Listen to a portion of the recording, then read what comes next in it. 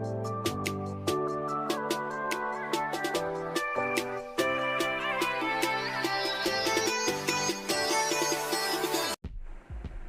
guys, assalamualaikum warahmatullahi wabarakatuh. Perkenalkan, nama saya Risan Febrianti.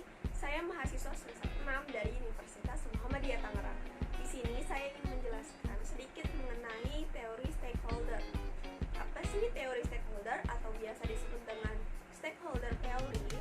Jadi, teori stakeholder adalah teori yang menggambarkan kepada pihak mana saja perusahaan bertanggung jawab. Stakeholder merupakan semua pihak, baik internal maupun eksternal, yang mempunyai hubungan yang bersifat mempengaruhi maupun dipengaruhi, bersifat langsung maupun tidak langsung oleh perusahaan. Batasan stakeholder tersebut mengisyaratkan bahwa perusahaan hendaknya memperhatikan stakeholder, karena mereka langsung maupun tidak langsung atas aktivitas serta kebijakan yang diambil oleh perusahaan. Jika perusahaan tidak memperhatikan stakeholder, bukan tidak mungkin akan menuai protes dan dapat melegitimasi legitimasi stakeholder. Dalam mengembangkan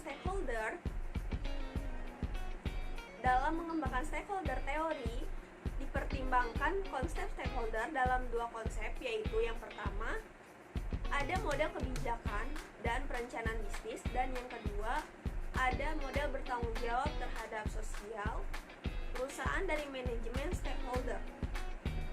Pada model pertama, fokusnya adalah mengembangkan mengevaluasi persetujuan keputusan strategis perusahaan dengan kelompok-kelompok yang dukungannya diperlakukan untuk kelangsungan usaha perusahaan.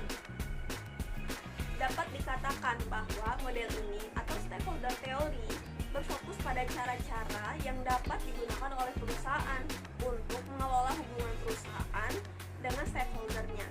Sementara model yang kedua, perencanaan perusahaan dan analisis diperluas dengan memasuki pengaruh dari eksternal yang mungkin berlawanan bagi perusahaan.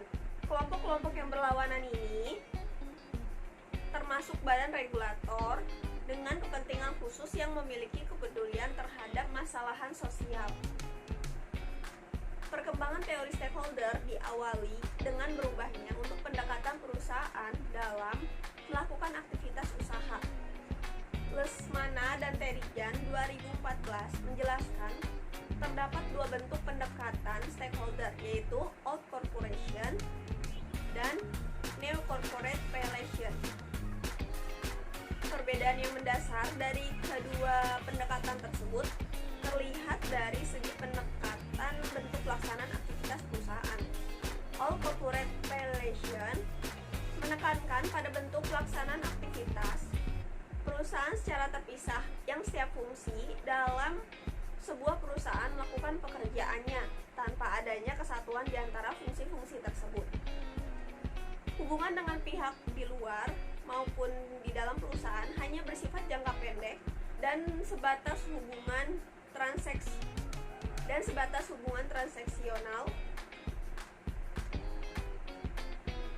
tanpa adanya kerjasama untuk menciptakan kemanfaatan bersama.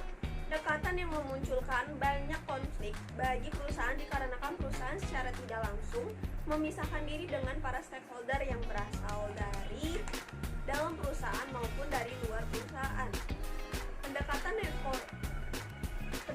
Neo Corporation Relation menitik beratkan pada kolaborasi antara perusahaan dengan seluruh stakeholdernya. Hubungan perusahaan dengan internal stakeholder dibangun berdasarkan konsep kemanfaatan bersama, sedangkan hubungan dengan stakeholder di luar perusahaan bersifat fungsional, bertumpu pada kemitraan. Sehingga dapat dikatakan pendekatan New Corporate Relation mengeliminasi jarak di antara para stakeholder perusahaan. Perusahaan tidak lagi mengeksklusifkan dirinya daripada stakeholder.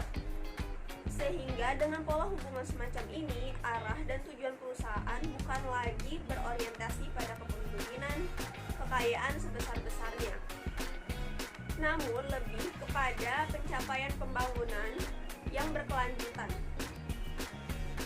demikian, dapat disimpulkan bahwa stakeholder merupakan suatu teori yang mengatakan bahwa keberlangsungan suatu perusahaan tidak terlepas dari adanya peranan stakeholder, baik dari internal maupun eksternal, dengan berbagai latar belakang kepentingan yang berbeda di setiap stakeholdernya. Salah satu variabel yang memiliki hubungan dengan teori stakeholder adalah variabel corporate social performance. Penerapan corporate social performance ini menjadi strategi perusahaan untuk mempengaruhi kepentingan dari para stakeholder akan informasi non-keuangan perusahaan terkait dampak sosial dan lingkungan yang timbul dari adanya aktivitas perusahaan. Semakin baik penerapan corporate social performance oleh perusahaan, maka akan membuat stakeholder memberikan dukungan penuh kepada perusahaan atas segala aktivitas yang telah dilakukan, yaitu bertujuan untuk meningkatkan kinerja dan mencapai laba yang diharapkan, dan juga meningkatkan kesejahteraan bagi karyawannya, pelanggan, dan masyarakat lokal. Sehingga diharapkan terjalin hubungan yang baik antara perusahaan dengan lingkungan sekitar. Selain itu, stakeholder juga memiliki keterkaitan antara variabel knowledge management. Pengelolaan sumber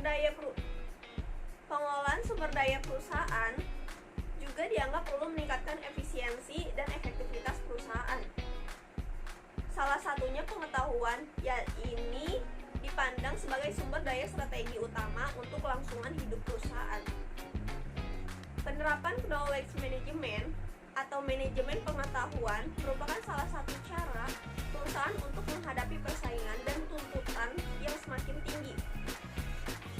Pengetahuan merupakan aset yang harus dimanfaatkan oleh perusahaan guna mencapai kepentingan perusahaan dan para stakeholder.